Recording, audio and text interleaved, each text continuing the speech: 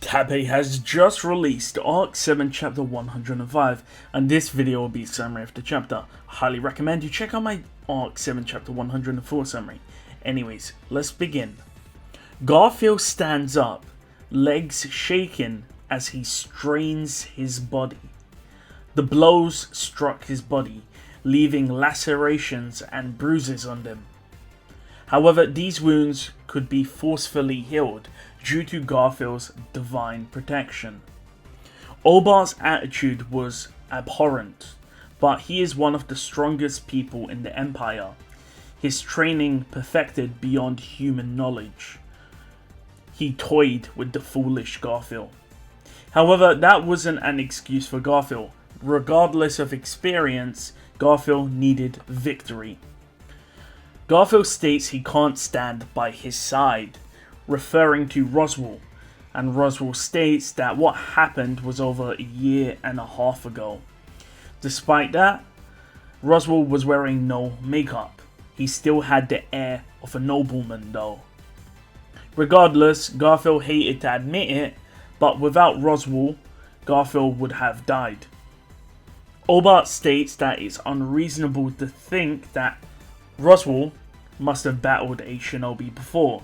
Obart speaks in a nice, cheerful tone, but Garfield knows that every one of Obart's mannerisms are specifically chosen, and it's all a facade because Obart is an instrument of death. Obart questions Roswell about meeting a shinobi, as it's a death wish. After all, failing to kill a shinobi means that the village will be notified, and a new shinobi will be sent out to execute you. Roswell states that the shinobi he met had problems themselves. Obart mentions outcast shinobi, ones who have left the village for a long time and haven't really returned to the village. Roswell states that it was around 40 years ago. Of course, this confused Garfield since Roswell is of course 30 years old. Obart asks if they were Shizuki and Rezero, as they are the only ones that it could be. Roswell asks if he has to admit whether or not Obart is on the mark, and Obart says no, but states that Roswell knows how to hook the heart of an opponent, stating that Roswell has the qualifications to become a shinobi, but Roswell declines, stating that he has his own path. By the way, quick note, from what I've read from people talking about this, Rezero and Shizuki were characters in the Battle Ballad side story. So that's just additional lore for you guys. So if you haven't read EX2, EX3, and the finale to the Battle Ballad light novel, then you might not understand who the shinobi are. With that final statement, Obart disappears. A leg spins out at Garfield's neck, but the attack is blocked by Roswell's sai. A sai is a weapon. Roswell queries about why Obart is attacking Garfield instead of him. Obart says that he needs to reduce the number of enemies. This was the second time Roswell saved Garfield's life, which humiliated him. Garfield then tried to attack Obart's body, which was in mid-air. However, Obart dodged the attack and darted backwards.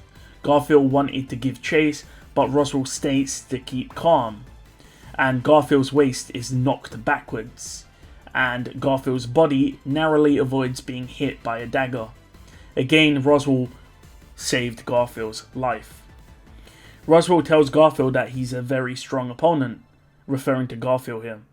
So his enemies, such as Obart, will not fight Garfield on his own conditions. So that means that Garfield has to play it very slowly. Roswell pulls out another sai, keeping up the image of a mercenary or warrior. Roswell states that Garfield is the key to victory. Roswell states that Garfield is kind-hearted, so Roswell will try and balance that out. Obart states that it will be a nuisance since it looks like Roswell and Garfield will now finally team up properly. However, Garfield asks Obart to surrender. Obart, however, says he can't run away and leave his station, and states he won't lose even if it's 1-on-2. Obart disappears again. Garfield senses his surroundings, and he moves according to the voice of Roswell. Garfield launches an attack near the floor, coming face to face with Obart and hitting Obart in the knee, causing destruction. This was the first real hit of the battle. The fight to the death between Garfield and Shinobi had started. The scene changes. The hero comes late. That's a certain promise. Subaru didn't like it. If this was a game or comic book, then that would be fine. After all, character development would be necessary in a fictional world. The sooner a hero appeared to conclude the story, the sooner it would be better. It's best if the hero appears fast and pulls out the root of the problem. Subaru laments about how slow he is as he rides his gale horse.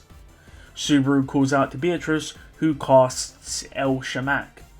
A black cloud washes over the Imperial soldiers, robbing them of their ability to fight. The Pleiades squadron crush all of the opposition. Subaru states that he hates Wallachia, and Gustav inquires about the next action, and Subaru then asks for Gustav's opinion on whether or not to go straight for the royal palace to end this. Subaru delegates roles to Gustav and Hayan and comes to make a decision. As the people called out go to fulfill their roles, Hayan and Gustav included, Idora then asks what their responsibility is, and Subaru states to make a grand entry beyond the wall. Subaru then calls out to Tanza, the strongest attacker in the Pleiades squadron. Tanza jumps up forward and kicks the wall multiple times, creating a large crack across the fourth apex. With that, the Pleiades squadron attack the wall in unison. The wall shattered. Tanza then wipes dust off her kimono. She too saw herself as a member of the Pleiades squadron, and therefore she was also buffed up by Corleones. However, Beatrice still didn't like this, causing Tanza and Beatrice to argue again. Beatrice is told by Subaru to stop arguing with Tanza, and Tanza apologizes. Beatrice still is pretty angry as she doesn't understand why Tanza treats Subaru with such respect. A soldier appears from the dust, lunging at Subaru with a sword, attempting to take Subaru's life. However, the world shifts. Subaru and everyone on the Gale Horse teleport. This was due to Lewis's ability. Beatrice then used Shamak, and Tanza swept the man off his leg, knocking him out. Both Beatrice and Tanza complement each other. Subaru waves goodbye to Gustav, White, and Hayan, and the rest of the Pleiades squadron as they enter the crack in the wall and head for the royal palace. Gustav states they will continue the fight and secure the area. Beatrice and Tanza ask Subaru what the next step is, and Subaru states to say hello to the Emperor. Idora, seeing all of the kids on the Gale Horse, think he's not cut out for this. The scene changes. At the same time, in the throne room, as the Emperor sits on the throne, a man approaches. The man wears a mask of a demon, given to him by the Shudrakian tribe. It was imbued with a spell that conceals one's identity. This man speaks. I'm not surprised you don't feel any emotion. Looking up from below at the throne room from which I was chased. The triumphant return of the rightful emperor has now returned to the throne room to which he was chased from. And with that, the chapter ends.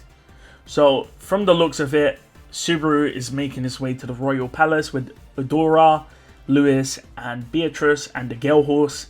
Everyone else is securing the area, and Abel is inside the throne room with Chisha Gold, who is pretending to be the Emperor. So we are actually coming to the end of the arc.